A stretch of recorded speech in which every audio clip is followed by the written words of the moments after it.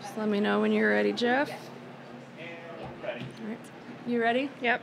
Well, this one never gets old. I'm happy to welcome in our 2022 Chevron Championship winner, Jennifer Kupcho. Jennifer, I know it hasn't been very long. It probably hasn't sunk in yet, but what's going through your head right now when I say major winner?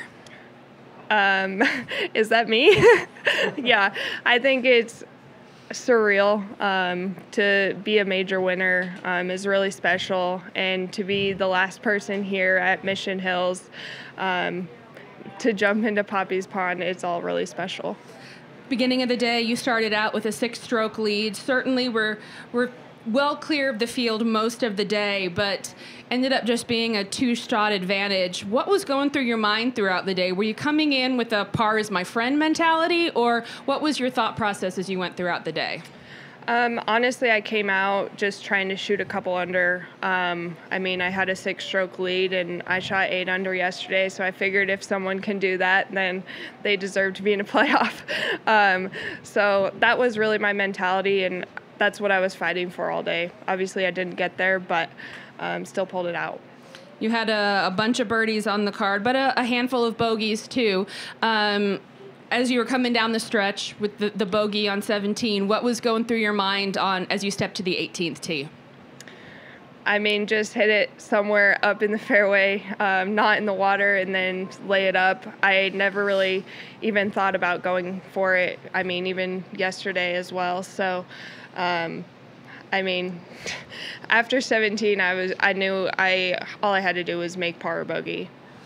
You had a great battle today with Patty. You had the fans supporting you. Overall, what was that experience, hearing everything going on around you, the support of Lizette and Emma and Sarah and all the caddies coming out to see you there on 18?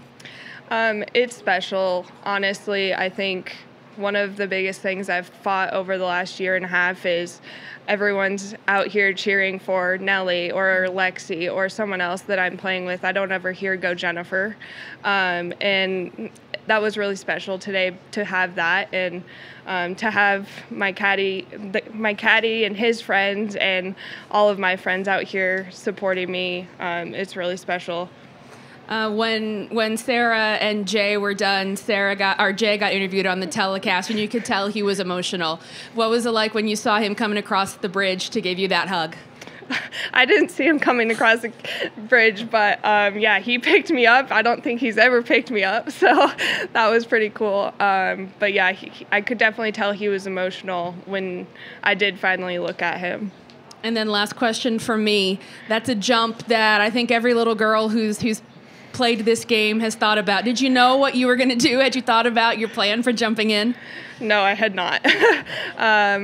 I think that was like my biggest thing coming into today was to not get too far ahead of myself, just to take it one shot at a time and not think about it. And it really came up close. I had no idea that we were going right then, so I just sent it.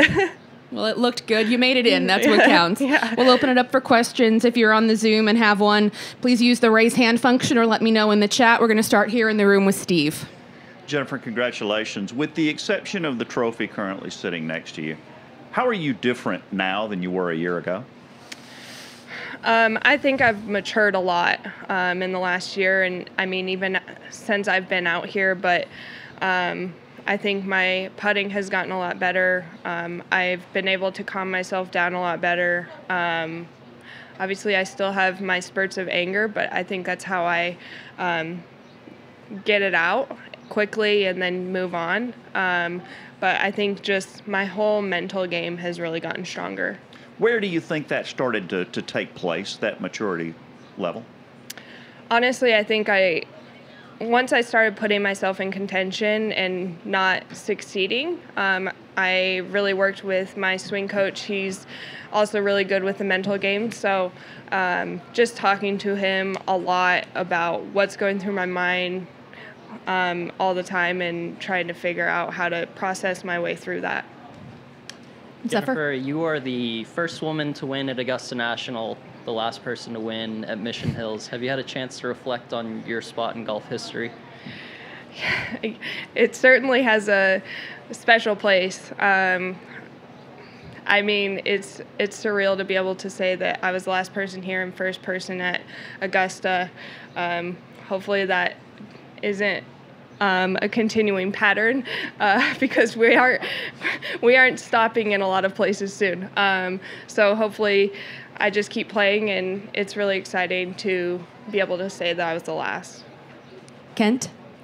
Jennifer, after the 14th, it was a true two-stroke lead there for a couple of minutes. What did you do to regather yourself before the 15th? Just took a couple deep breaths. I think once I got to the 15th fairway, actually 2 years ago I had the same exact front and pin number and hold it. So to be able to have that, that's what I thought about, and I think that's what made me hit such a good shot into 15, and then I was able to just coast in. And what were you thinking about as you saw the past champions take the leap into the pond? That was pretty cool. I didn't know that was happening. That was awesome to see them all go in again. That's really cool. And I know it was a while out there going through all the interviews. What memory stands out the most right now from all those fans surrounding the 18th? I think all of them cheering me on, and really to just be able so quickly after my wedding to be able to celebrate with my husband and have him here, it's really special. You have a question down here? You good? Go ahead.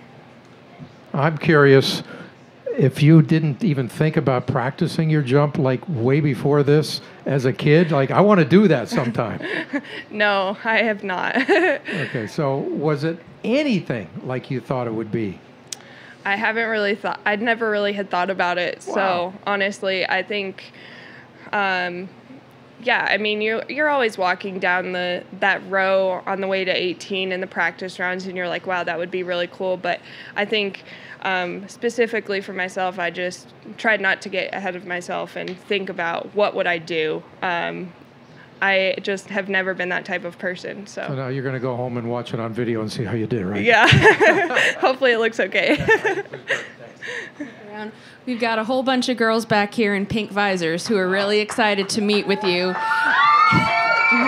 Yeah. That's got to make you feel good. How cool is it to see this next generation? I mean, you once were that girl out watching golf. Now to be in your shoes in front of this crowd. It's amazing. I mean, I'm sure they watch. Actually, I'm not sure. They're really young. I'm not sure they watched Augusta, but to be able to start with Augusta and now say that, I mean, they're out here watching me. I mean, we're just out here doing our job to bring up the next generation. Steve? Yeah, Jennifer, how easy has it been now for you to embrace the Augusta National thing? I know you got to ask about it a lot the first couple of years, and you know, it may not have been something you wanted to talk about, but now you really seem to have embraced it. When did that come around? I think, I'm not sure I've actually embraced it, but I think I started to become more okay with it when I started getting closer to winning out here.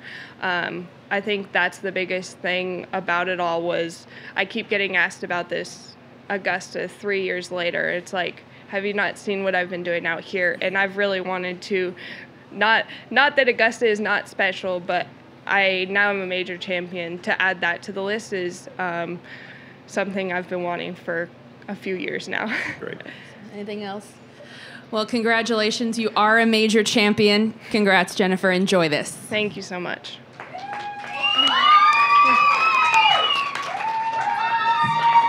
Oh.